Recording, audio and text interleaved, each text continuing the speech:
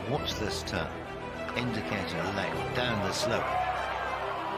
What a shot. What a shot, is it? Oh, would you believe that? Rory McIlroy. What a round of golf. It's one outside the Augusta course record.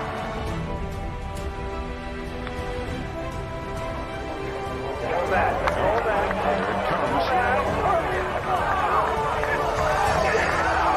Oh my goodness.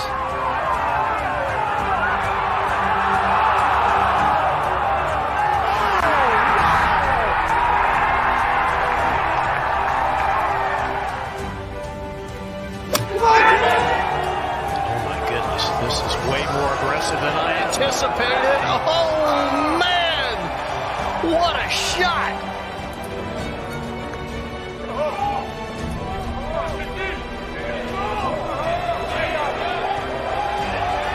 I'd say that's pretty good.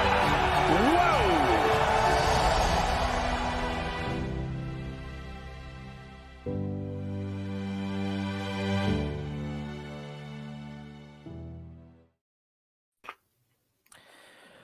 Good evening, drivers, chippers, putters from around the globe. Welcome back to the Putting for Dough Daily Fantasy Sports Show. I am joined once again by Mr. Mark Ferguson and Mr. Jack Humphrey. How are you doing? Gentlemen, I'll start with Jack, because when I asked that question last week, you both just sort of sat and stared at the screen and neither of you answered.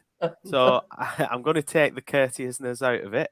Jack, you can kick us off. How's things, my friend?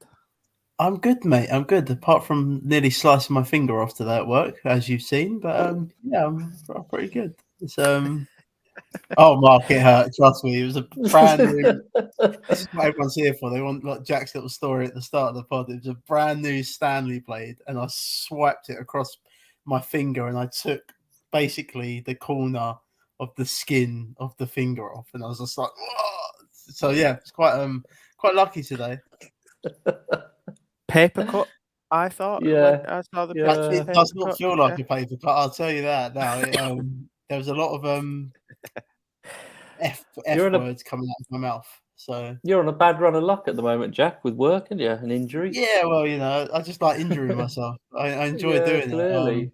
I like crash test dummy. It's yeah. To be honest, when I saw the picture today, I wasn't sure whether you'd actually make the pod or not. I thought you were going to bleed out, and there was a chance we could have even lost you. So I'm glad to see you here. I'd done the typical builders thing and got a bit of duct tape because I've got no plasters, so I just got a bit of duct tape and wrapped that around it.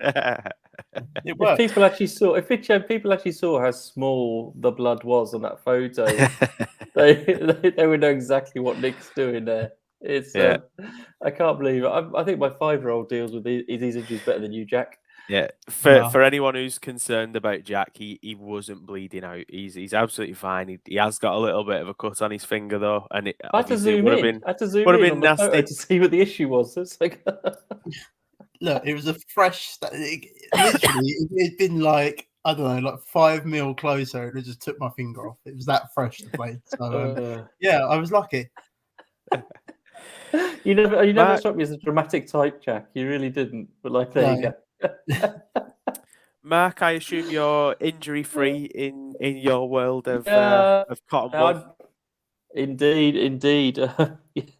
Yeah. Obviously, Jack has a laugh here because he had a far better week than I think you and me did, Nick, last week. So yeah, absolutely. Well, I went light. I don't know about you guys, but I know you had a pretty good week, Jack. Thanks very much to Mr. John Rambo. Yeah.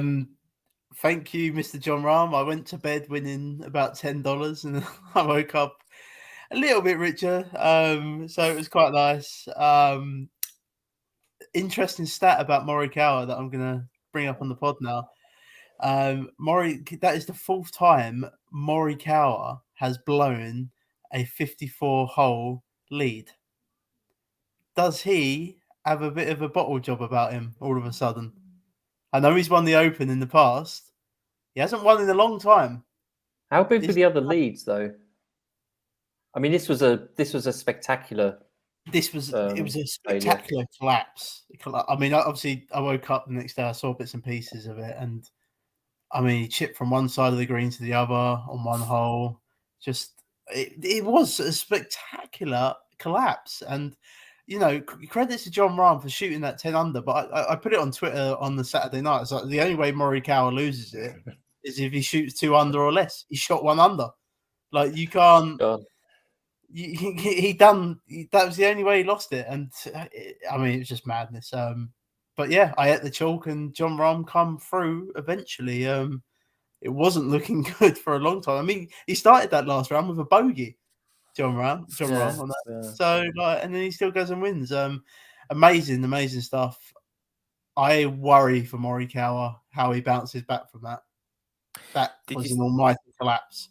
Did you see the there was a bit where his caddy had his arm round him and was like giving him some encouraging words of wisdom, because I think he'd probably seen that his head had gone a little bit, and I think he just needed a bit of an arm round the shoulder and don't worry, move on to the next hole kind of thing. But it was mad seeing it, because he led from day one.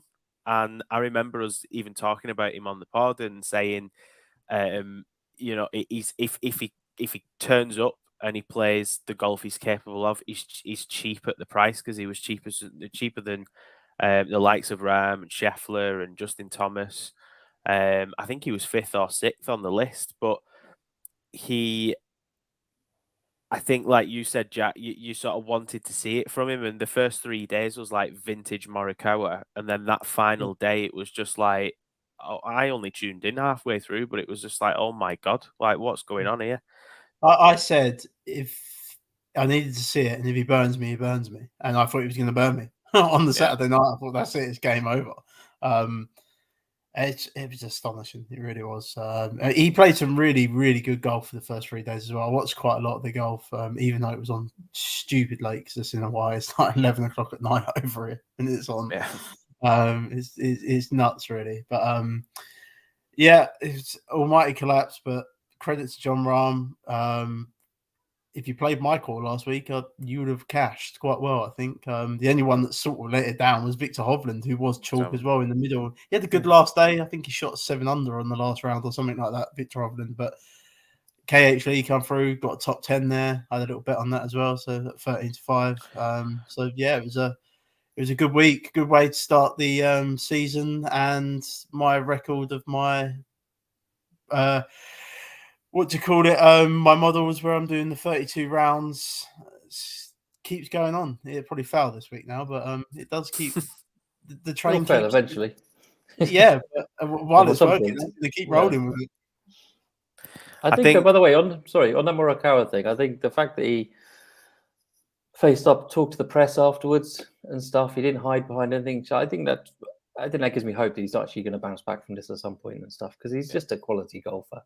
He really is. He just a couple of things, just a couple of slight things, just slightly different. And even if he has that round, maybe if he has that round on the Friday or something rather than the Sunday and stuff, he could still have pulled it back. And it's such fine margins. Rahm had that round on the Friday. He shot a 71 on there, so he shot 2 under. So Rahm got it out of the way on the Friday, like you say. Morikawa was excellent for the first 3 days, and then the last day he had the bad round, but. You can't be around that golf course, because everyone around that golf course was scoring 6-7 under every day. You can't do it around there.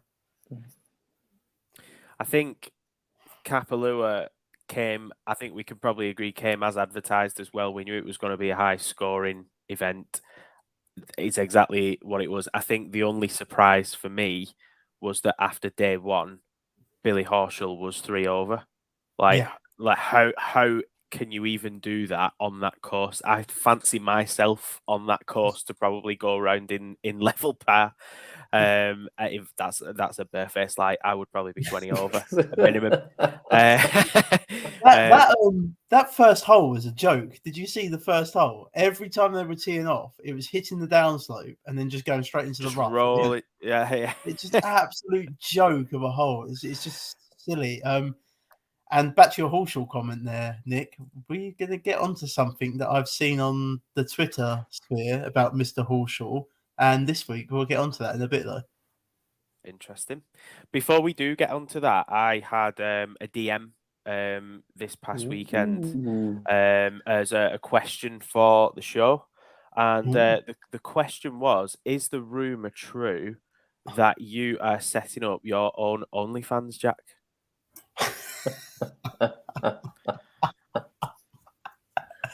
It's only what I've heard on the grapevine. Is it on the grapevine? Yeah, mate. Yeah, it's definitely true. I'm just gonna get my balls out and the whole lot. But there you go. Well, you don't have to do that, Jack. You don't have to do that. And secondly, it'll get you some 88 Sports sponsorship as well. So you should definitely do it because that's the only way you get that now. Can I swear on this pod? Oh man, this is our show. We can say what we want. Someone said they'd pay for it. Look, there we go. Look, there we go. To be fair, I mean, if you get we're a golf pod. We talk about balls often enough, and I think I'm sure there'd be a paying crowd, Jack, out there that would happily subscribe to see you in nothing but the driver head cover. So I think it probably needs to happen. You've thought about that way too much, Nick. I'll get the old manscape out, Nick, and all that. Please don't bring that back. That is scary memories. The old manscape. On a more serious note, there was a cheap plug that I wanted to throw out there that wasn't Jack's OnlyFans. Sorry to disappoint. It's actually Jack's season-long tracker. So we don't cover the fan team contests on here. We cover DraftKings, though a lot of what we talk about can apply to other fantasy websites. Yeah. But for anyone that did play the fan team season-long PGA contest last year, Jack's golf tracker was absolutely essential. Because it had all the commitments on there. It had any golfers that were missing events due to live, withdrawals, golfers that maybe hadn't confirmed but had played the events in previous years. So it was really insightful, and it allowed you to sort of plan in your transfers, planning who you wanted on your roster when. Just a really good resource, and I know this for a fact. It will definitely come in handy for anyone playing it this year. Jack, this is your moment, my friend. Just plug yourself, do yourself justice. That tracker is available. How can people access that tracker? Yeah, just hit me up on Twitter, or in the Discord. Just hit me up. Just send me a DM, and I'll send you a PayPal link to pay for it. It's $3.99 this year. It's no longer free. I no longer have unlimited time to do it anymore, and it takes up a hell of a lot of time to do it. There you go. Look, Danny said he made sure he got cash last year. Yeah, it was a great tool. To be honest, I don't think you can play that game without it. To be fair, and that's not just me bigging it up. No one else does it. No, yeah. It takes up a hell of a lot of time to do. But yeah, I'm on top of it. We're up to date as we can be at the minute with it. But yeah, just hit me up on the Twitter. It's $3.99. I'll send you a PayPal link and get you in the private chat on Twitter. Ooh. With Mark. Mark's in there. Yeah, forgot about the old private chat. By the way, I'm getting paid every time Jack says the Twitter. I'm getting commissioned on that every time. So, keep racking them up, Jack. Yeah, definitely. Drop Jack a DM on that. As Danny said, it's I mean, the cost of the tracker is cheaper than the entry for the game itself, and I'd bet my money on you cashing and at least making your money back for the contest and the tracker. But you're giving yourself the best chance of actually being competitive in the season long with that as well. So yeah, head on over to Jack's inbox for the tracker. The price of a coffee, just over the price of a coffee. There you go. Yeah, there you go. It's way too cheap. Way too cheap. Cheaper than OnlyFans. It is for the time it takes, I tell you. But yeah, essential. Next year, Jack, we'll have a board discussion, us three, on how much you should be charging for it, because a board discussion. I feel an intervention was needed here, Nick. When you said it was $3.99. Are you going to help me next year, Mark?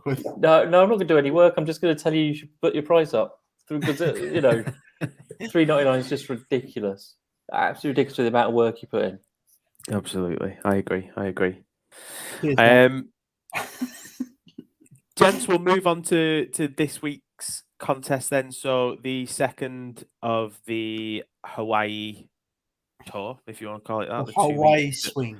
Yeah, the Hawaii, the little tour of Hawaii that we have. So we've gone from Maui. We're heading over to Honolulu this week to the Wele Country Club. Jack, your course preview, please. Yes, so we stay in Hawaii for the Hawaii swing at Waialae Country Club. This is a Seth Rayner design, and it was restored in 2017 by Tom Doak. It's a par 70 at 7,044 yards long. There's a bit of water on this one this week. We didn't have that last week, obviously, but there's water here. It comes into play on 5 of the holes. Again, we've got Bermuda grass everywhere, Bermuda grass fairways, Bermuda grass rough, Bermuda grass greens. What I will say about the Bermuda grass rough, is we kind of saw that last week. I mentioned that first hole where the guys were driving off of the end of the fairway and it was going into the rough. Some of them were some of the balls were sticking up in it. Some of them were dropping down into that rough. Does create like sort of flyer balls out of it sometimes. It's a bit weird, Bermuda rough. It's so just something to watch out for. But this week again, the course is a totally different to what we saw last week. No sort of elevation changes this week. We've got a lot of dog legs on this golf course, and it's more of a tight tree line golf course. I mean, last week was just open like galore. Like Nick says, I think we could have all played on there and shot under par last week. But this one's gonna be a bit more of a challenge this week. Again, major defense of this golf course is the weather. The wind, I had a look earlier, the wind is actually projected to get up on Thursday. It's meant to be up to sort of like 20 miles per hour. I would monitor that going into Thursday, just because we might get an AM PM wave or something like that. I don't know what side of the wind's going to be stronger. It just might be worth looking at on Thursday. But that's it. This will sort of wind up the Hawaiian swing here. It's not the most prettiest golf course in the world. It's going to be fairly easy unless that wind really does get up. You're probably going to be looking at scores of 20 under again, and the average sort of cut mark around this place is between 2 and 3 under. That's sort of what it averages out at. So we've got the Friday cut sweat back again, which I'm looking forward to. Yeah, feels like proper DFS golf again. We've got that cut. So, and I think because it is such a big field as well this week. Last week we had 39 golfers. This week you can scroll and scroll and scroll. It's more traditional golf DFS, but it's more important to get 6 over the line or as close to 6 as you can possibly get. I think anything less than 5 this week, and I think you're going to have a bit of a struggle on. Mark, talk to me about some of your course key stats. Oh, there's so many again this week. I think I'm up to about 50. I love it. I love 2 weeks in a row. Yeah. I know. Well, I think because you can do this now, I think I'm about 15 of them. Our usual approach is very important again for us. Trying to find something with any interest really, which is beyond the norm. Approach also 150 to 175 yards, but a little bit extra there. Putting I've done below 10 foot and between 20 and 25. A little bit on par threes, around 175, 200. Other than that, it's all usual standard stuff. I would suggest that you'll both have covered as well. So one thing I've actually added in there, again, just because you can, is you can actually use. I've used the implied win percentage which is based on bookies odds. Just a really small amount, but let's see how we do. Jack. Similar sort of stuff to Mark there. Obviously, strokes gained approach is my most heaviest weighted option this week. I've got a long-term proximity from 125 to 150. I've got long-term proximity from 150 to 175 and long-term proximity from 175 to 200. You really do have to be dialed in with your irons around this place. You need to be getting on these greens in regulation. I've got strokes gained off the tee on courses under 7,200 yards. I've got strokes gained putting on Bermuda grass greens. I've also got the stats that we always use for putting between the 5 to 10 foot range and the 5 foot range weighted in there. I've got opportunities gained, birdies are better gained, and strokes gained total on courses under 7,200 yards. And my comp course is just this golf course itself, the YLI golf course. I've got that weighted in with my model this week. Bit smaller the model this week, but it's all about approach this week again. You need to be dialed in with your irons around this place. Yeah, similar stuff for me as well. And one of the focuses for me this week as well. Last week we have 5 par 5s, so you could really exploit the scoring there on them. This week we've only got 2, so I'm looking more at the strokes gained on par 4s, but a lot of similar stuff to what you've just both mentioned there. Danny said, "Is it fantasy national again this season, lads?" We've actually switched over to Rick Run Good again this year. We've gone back to our roots, and we are loving the custom model. A lot of massive improvements there on the site as a whole. We did like Fantasy National; it's still fantastic, but we just fancied a bit of a changing it up this year. Yeah, I'd say if the weather does get up on Thursday with the wind and there is a wave, maybe the wind gets up in the afternoon or something more, you can actually, on the custom models now with Rick Run Good, look at the tee times. You can actually set it for the tee times. So Mark's looking at me like funny, can you? I'm trying to find where it is. I've literally got it on my screen and I can't see where that is. It is in there somewhere. I can't. Okay, fine. I remember seeing you talk about it on a video, but I can't see where it is. You can actually set to AM, PM wave stacks as well. Again, just monitor it. It's way too early to look at that at the minute. But yeah, there is meant to be a bit of projected wind up on Thursday. Before we do start looking at some of these golfers for this week, just to cover off as well, and it's something I want to brush over, but the actual pod contest that we've got amongst ourselves, Jack takes week 1. Mark, you're rolling your eyes, but you finished second. I was leading going into day 4, and I pulled a Morikawa and ended up coming third. So Jack takes week 1. I think I was leading the first 2 days or something like that, and then you took it on the 3rd day, and then Jack just came in at the end and took all the glory. I almost messaged partway through that day. It still looked like I was going to win, and I was on the brink of messaging the Vince Carter gif of the slam dunk contest years ago where he's doing this at the camera saying it's over, and I was going to send that over because I was so convinced, and then all of a sudden the John Ram just from absolutely nowhere. Do you know what annoyed me about that was I picked Victor Hovland only because I knew that Jack was going to pick him, and so it was as a block. And actually, I should have gone with who I went with originally. There you go. I tried to use tactics; it didn't work. Should have played KH Lee, mate. That's who you should have played. Yeah, well. So well done, Jack, on the week 1 win. We'll see. We'll take it. 1-0. It's early days, but we'll take it. We'll take the victory lap in these early starts. We'll see where we all lie after week 2. Probably in a similar position going off week 1, but we will see. Let's get into the contest then this week. Let's start talking about some of these golfers. So, the quality not quite the same this week. We've got some decent golfers at the top end of the board, but unfortunately, the quality does drop off a bit as we do go through. So, we'll cover the guys that are a 9K and above first of all, because I'm sure there's a couple that you'll want to talk about around here, guys. So, Tom Kim, the most expensive golfer and projected the highest ownership of the lot at the top.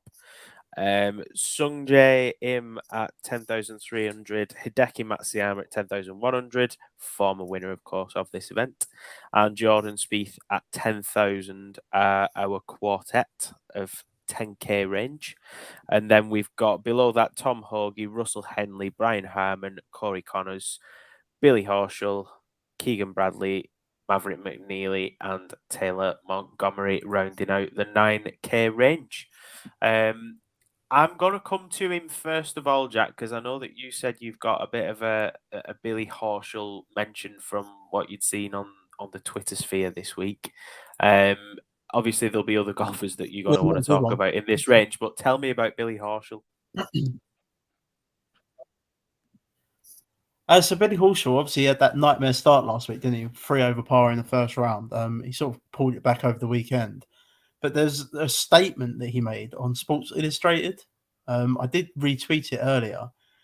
And he basically said that he just needs to go home, get back with his coach, and take a look at what's going on.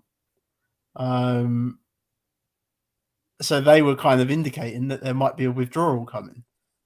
So now I'm a little bit. I mean, we saw it last week with Xander. Everyone sort of stayed off of him in the end, and but I think the majority of people stayed off Xander in the end, and thankfully for them. But I don't know, because then I also saw Horschel post something on Instagram saying that he's tee time. I believe he's teeing off with Hideki and Jordan Spieth. So he had his tee time up on his Instagram. But then there's this Sports Illustrated article as well. I just don't know who to believe, and I'm going to stay away from him. But I'm just going to totally avoid him. He might pop in my model. I don't actually know where. Let me have a look where he is within my model. He's 10th within my model, so he's not popping as such. But I'm going to stay away from him for those reasons. And Billy Horschel only really wins big tournaments except majors. I don't class the Sony Open as a big tournament, so to speak. So I don't think he's going to win, even if he does show up this week. And what happens if he does what he done last week in the first round, shoots like a 2 or 3 over, and he just gets the ump and he thinks, oh, do you know what? I've had enough of this. I'm going home. There's possibility. The reports are out there. I retweeted it. If you believe it or not, it's out there. Sports, as far as I'm concerned, Sports Illustrated are a reputable company. They're not some average Joe on Twitter just trying to get clickbait on their website. So I don't know. I don't know what to believe. I thought I'd share with people. I've jumped the gun there to Billy Horschel because I didn't want to forget about what you'd said earlier in the show. But talk to me about your best picks near the top, then, Jack, of this range. I'm just going to play the chalk again this week. I don't care, and it's Tom Kim. This guy is insane. Last week he gained strokes everywhere except with the putter. He is dialed in on the approach. He's the number 2 golfer within my model this week. For some reason, my model likes KJ Choi. I do not know why, but I'm not playing KJ Choi. But Tom Kim's the number 2 in my model this week. He's number 1 along with Nick Hardy and Tom Hoagie in strokes gained approach within this field over the last 32 rounds. And that part, we know what putting's like. We know it's a crazy stat. We know it can just turn on a dime. He lost strokes last week.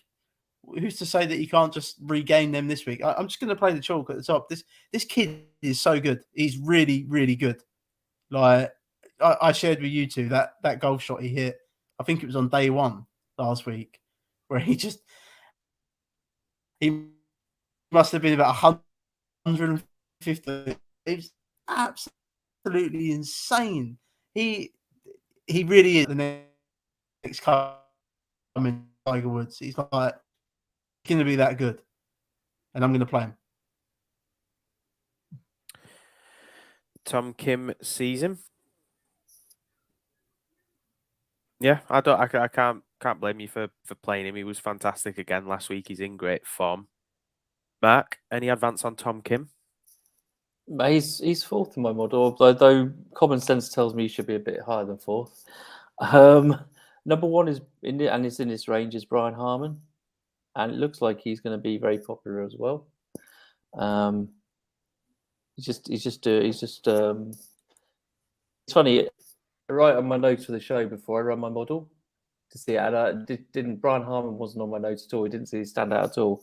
But he's sort of top 10 in almost every category which I've got here. So yeah, he's number one on my model, followed by Tom Hoagie, which we talked about last week. I generally wanted because he was so what I'd call over-owned last week, Tom Hoagie.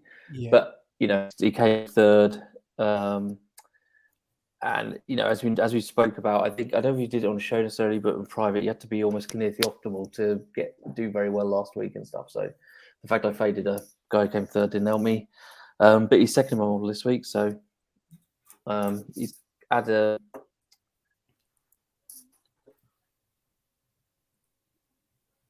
Last week he lost 4 shots around the green and gained 10 on approach. So he's not going to be that bad around the green again, and he does have that capability of suddenly popping like that with the approach and stuff, which, as we know, is very important for winning these tournaments. So yeah, I like them both, Harman and Hoagie. But I will. I think Tom Kim's going to be my most highly owned player.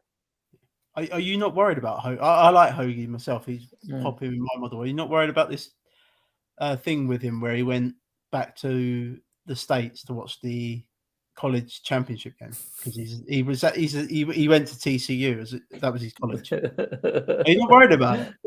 No, not remotely. These are professional players. It's their job and stuff. It's like no. If I trust you with a Stanley knife, I'll trust I think that trust wanes a little bit after today. I do agree though. He's popping in my. I like Hoagie this week, and I do like Harman as well. I'm with you on Harman as well, Mark. I think, to be honest with you, I'm more interested in betting them, Harman and Hoagie, because I quite like their price. Their prices aren't prohibitive, I don't think, for betting. So no. Last week, Jack, you accused Sung Jae of not having the killer instinct required to win consistently on the PGA Tour. I feel like you kind of saw it a little bit last week. I feel like he scored well each day, but it just felt a little bit passive. I said he was a plodder. That was it, a plodder. Yeah. But he's due again high ownership this week. He seems to play reasonably well on these Hawaiian style courses. But yeah, I think if you're paying up he's 10,300. I think I'd rather just find the extra $200 and play the chalk and play Tom Kim. Yeah, he's fifth in my model. I think Tom Kim can win more than he can. But yeah, I agree. I don't mind him, but it's just he's got to win at that price. I agree. Is there any interest in last year's winner, Hideki Matsuyama, who is, as things stand, projected to be the lowest owned of the 10K standouts? For me, shake of the head from Mark. I had a bit of a decky last week, and he was okay. I think he finished about 20th, if I remember, something like that. Last week, off the top of my head. I will probably go back to him in a couple of my builds. It's going to be hard because Tom Kim is he's one of my core players this week. So it's going to obviously be hard to jam him and Hideki into one lineup. But I don't know how you do that. But I've not really looked that far into it yet. But I probably will have a share or two of Hideki just because he won here last year. We know that Hideki's a weird player. He's very good, like all dialed in around the green on approach, etc. But it's his putting that lets him down massively. And it was, but we said the same last year. We said he couldn't win, and he come here and he just won. Like, lost strokes at the Century Tour of Champions last year, and then he come here and won. So yeah, I will have a couple of pieces of him this week, but yeah, I will be underweight on him for sure. The odd thing with Hideki last year is we were saying that he couldn't win because his putting had been atrocious in the build up, and then all of a sudden he just got really hot with the putter for a few events, if you remember. And he took this event. Obviously, these last 2 weeks, well, last week and this week, aren't really events that massively reward or cater to someone who is a long driver of the ball, which Hideki he's not one of the longest on the tour. He's a reasonable driver of the ball. Accuracy this week off the tee is probably a bit more important because the fairways are narrower, but certainly the putting on these greens, if you get hot with that putter, that could be it. We even saw Luke List putting in some good putting performances towards the back end of the week, which I couldn't believe when I looked at his score, where he actually was at one point. But I think with Hideki, like that was the thing last year. Is it was sort of like it came from nowhere. His putter just got really hot. Ultimately won the event, but I see what you're saying. Move on to the 8K range then. Cool. So can I just mention one more player quickly, Nick? Go can on, I just mention one more player in the nines? He doesn't rank out well in my model, but Taylor Montgomery has been so consistent since he's been in the PGA Tour. He's got 6 top 15s in 7, and I think if there wasn't Tom Kim sort of the way he burst onto the scene, I think people would be talking about him more. And I think at 9K, that's a decent price.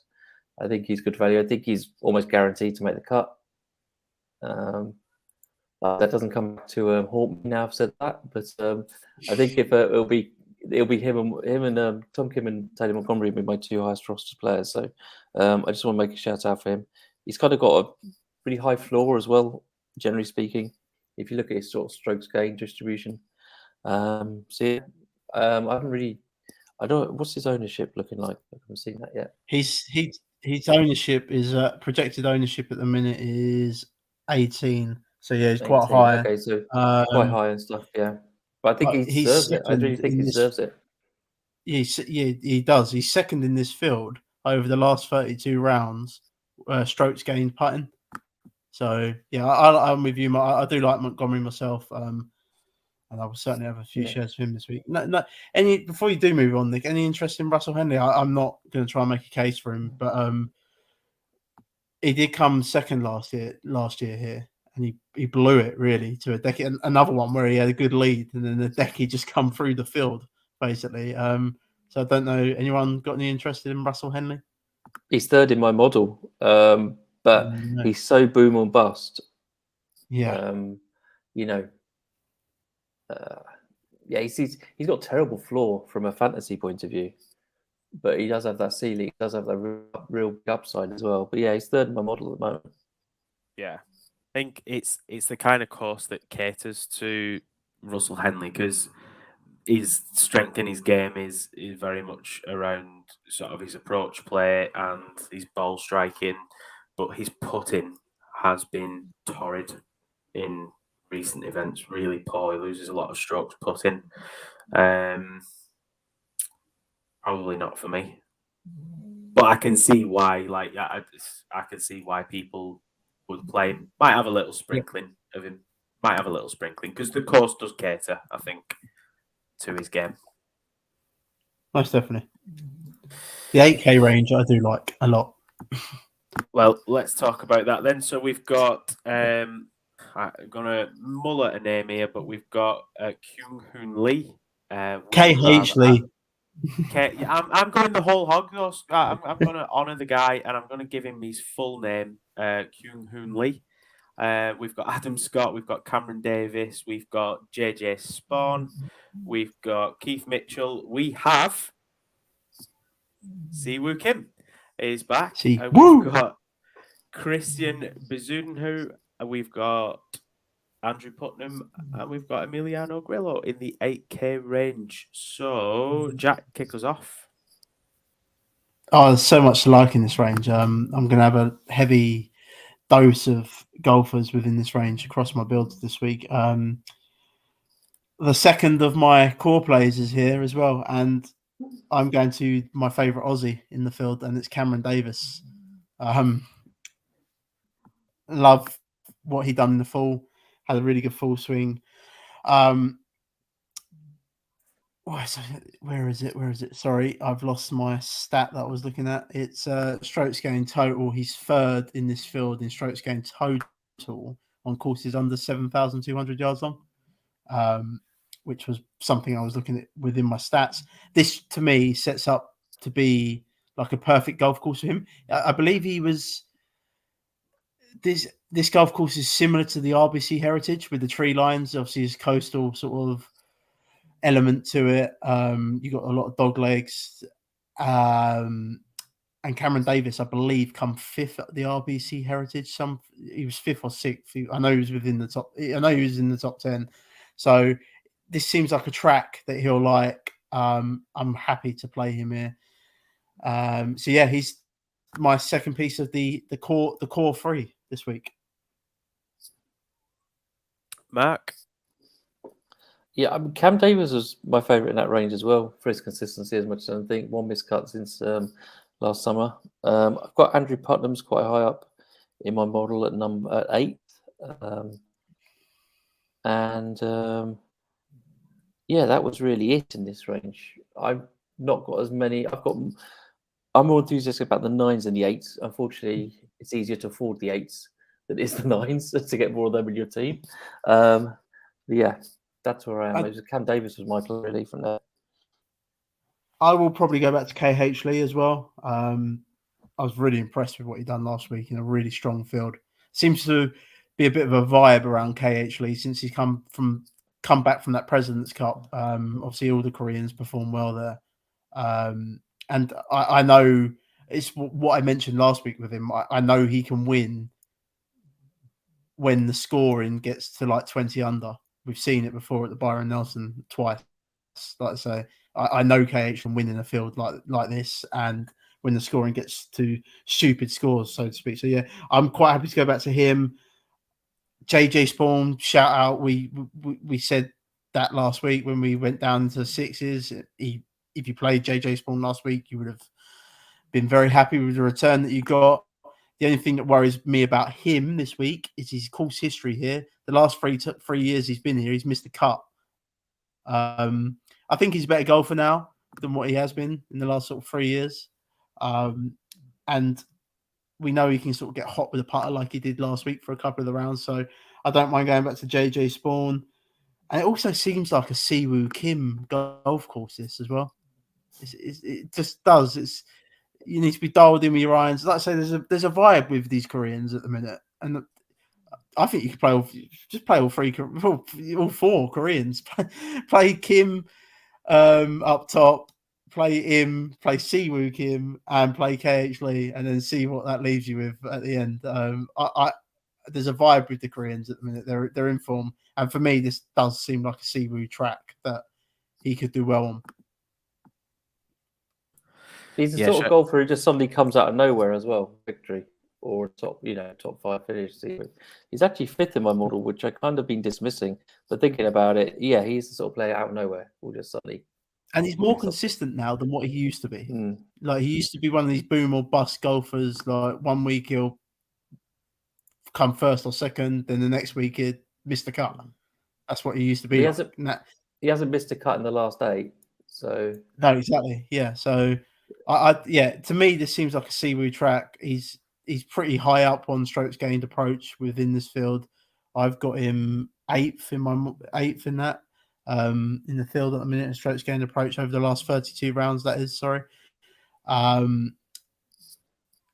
He is actually 5th in strokes gained tee to green over the last 32 rounds. It seems like a Siwoo track. I don't think you should write him off this week.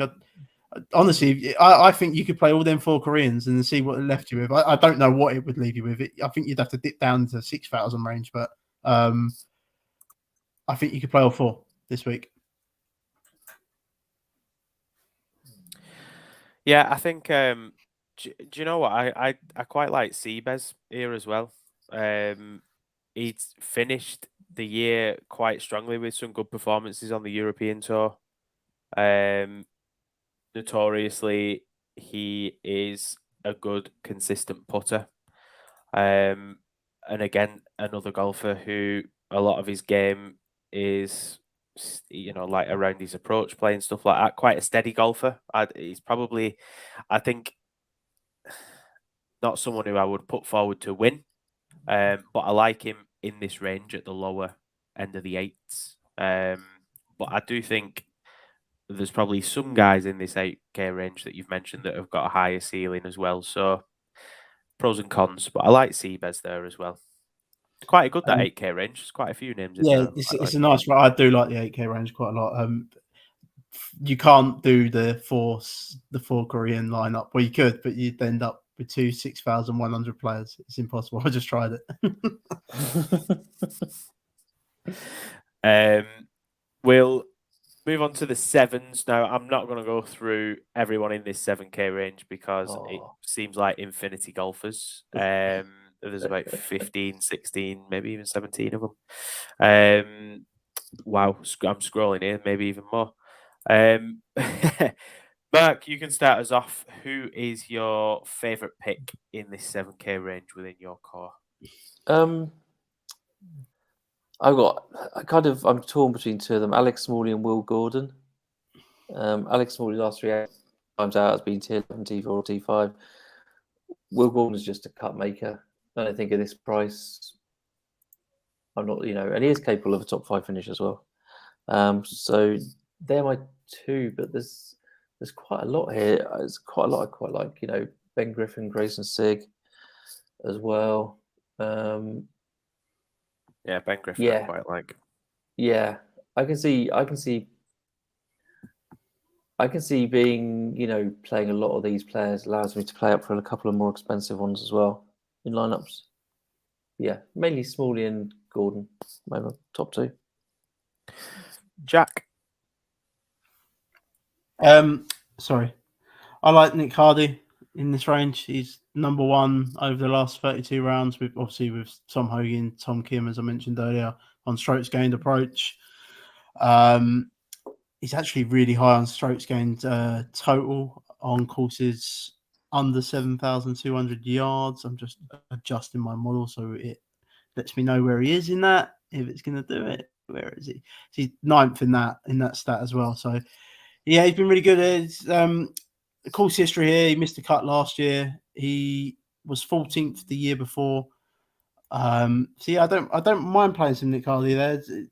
I believe he missed the cut the last time out of the RSM, but before that he went on a little bit of a run. He had the 5th at the Sanderson Farms, 44th at the Shriners. He come 23rd at the Bermuda Championship and then 21st at the Worldwide Technology Championship at Mayakoba. Mayakoba's another coastal track as well. So again, comp course. Yeah, Nick Hardy. I don't mind Nick Hardy down in this range at 7,500. I was kind of with Mark on Will Gordon as well there, which is worrying. I don't like it. Yeah, nothing good ever comes when we agree, Jack. We know this. It's well scientifically proven. We've got a Cooch out there. Before... I'm not going to say anything. Go on, Nick. No, I was just going to say, before I do move on from this 7K range, to see if there's any hidden gems any lower, is there anyone else that you want to give a shout out? There's a shout out. I won't go into depth with them. Kitayama is a prolific sort of DP World Tour golfer. He gets involved in these high scoring events as well. So I don't mind Kitayama. Denny McCarthy, we know what he can do with a putter. He was lights out last year with a putter at the 7,900 there. Gary Woodland, he is boom or bust. We know that with Gary Woodland, but when he booms, if he booms, he could win. Like I'll probably bet Gary Woodland this week. I think you can get odds on him at like 60-1 at the minute. He's definitely the type of golfer that could win in this field. He's won the US Open, for God's sake, so he can definitely win this event in this field. Webb Simpson, I've kind of got to see it. He's been terrible as of late, but if you look at the stats, he sort of pops up everywhere. good course history around this place as well. 3 top 10s over the last 4 years here. So good course history from Webb Simpson. But that's kind of it for me within that range. Aaron Rye's down there. We know he can get hot with his irons. Aaron 2 glove Rye. What a fall for Wes Simpson. I called him Webb Simpson. Just this is a golfer who the start of last year we were talking about him in the sort of the top tier. Like you weren't going any lower than sort of 10, 15 golfers to find him. Absolutely crazy. Yeah. But as you said, Jack, unfortunately, we're not seeing it in his game. In a lot of miscuts recently. Some withdrawals. It's not looking pretty at the moment for Webb Simpson, unfortunately. Hidden gems in the 7K below range. Anyone that you want to shout out before we start putting a lineup together? I'll give a shout out to Ryan Armour. He's got decent course history around here. He's sort of, if you look at stats, he'd be like middle of the road everywhere. Again, bit of a plodder, boring plodder, but yeah, I don't mind playing a bit of Ryan Armour down there. Stuart Sink, another one. If you wanted to go that route, the older sort of route, I do think a couple of the older guys will make the cut around this place. Sink won the RBC Heritage 2 years ago now. Another coastal track again. I find it hard playing. A lot of people go to them older guys because they're safe. I find it hard to play them personally when I'm building DFS lineups. I'd rather play like a Kitty Armour, for example, who I know can go absolutely nuts when the scoring goes nuts. I don't think Stuart Sink can keep up with like a 20 under scoring. He may well make the cut, but he may well shoot over par once he's made the cut. That's what I'm getting at. Yeah. Anyone for you, Mark? Well, if you're going to look at older guys, the play is Jerry Kelly at 6.2k. He's had a ridiculous last year on the Champions Tour. Absolutely ridiculous. So they don't have all the stats on the Champions Tour, so you only get the strokes gained total for it. But if you look at his results over the last last year, it's just absolutely crazy. So if you want a really cheap guy like that who's going to make the cut to allow you to pay up everywhere else, I think he's probably, for me, he's a good play. But I find it bizarre I'm saying his name on here, and it's being recorded, and it could be played back at any moment. But Jack brought up these old guys, so I had to bring them up.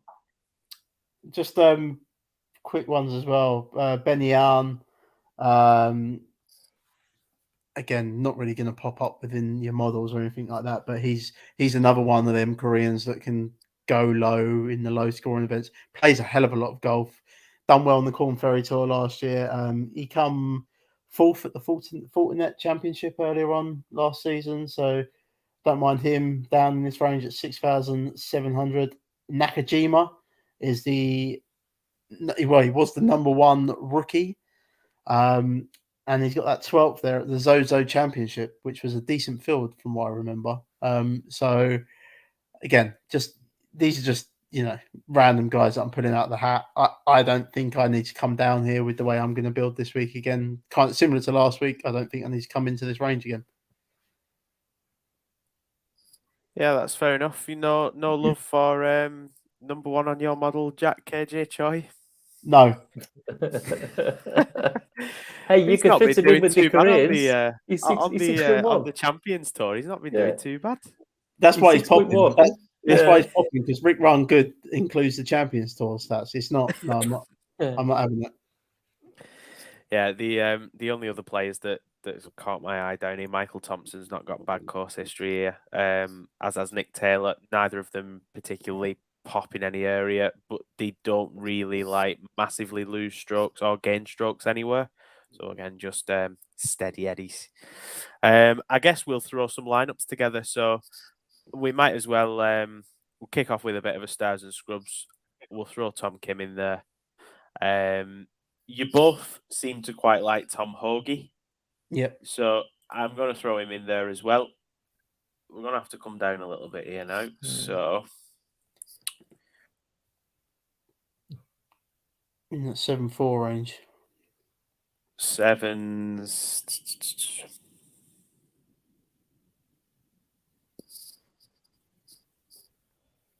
Really want to. I don't really want to go any lower than that just yet, but I appreciate we probably are going to have to dip into maybe the sub sevens, unless we build a lineup with players that are around 7. You both quite like Will Gordon, so I know he's around the average. I'm going to throw him in. But then I'm going to dip a little bit lower because we're going to free up a little bit of funds here. Play Brian Armour? Yeah, he comes up pretty high on the old course fit. Yeah, play Armour. Brian It Armour. doesn't matter where you put it in, like 32, 36, 100 rounds. He comes up pretty decent on the course fit.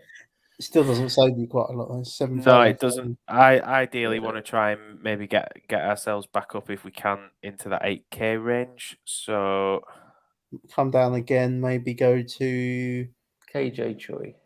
no. Okay. That'll leave you 9. That would leave you 9. What if we went to someone like? What about Benny Ann? Like I know he's a bit boom bust, but if I throw him in, we're back at 8-4, so more like where we want to be. I'd play Siwoo Kim. Yeah, we'll see we're in there. That's not too bad. A couple of scrubs in there, a couple of stars, a couple of middle of the road guys. That's not too bad. Yeah, I don't mind that. That's all right. Yeah. And then let's just get a bit of a balanced build together. Mark, I know you like Brian Harmon. I'm going to throw Brian Harmon in there. Yeah. I'm going to come down a little bit. Did you both like Montgomery? Yeah, both like Montgomery. Well, let's go there then. Come down a little bit. Might as well throw Will Gordon in again for his price 7-6. What about Nick Hardy? I'd put Hardy in this one. Oh yeah, okay. Nick Hardy 7-5. You could stick Hardy and Will Gordon in, and that gets you back up into the 8s.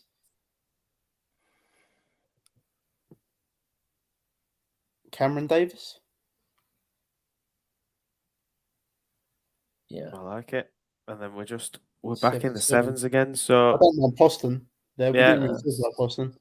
No, we didn't. But again, someone that we mentioned last week who had another decent week. So I mean, there's no absolute top tier guys in there, but that's quite a balanced build, I would say. And what you could do is if you did want someone more around the sort of the top of the range, you could drop Hardy or Poston down to someone in the low 7s or high 6s, and then that'll get you back up with one of your other players into the 8s.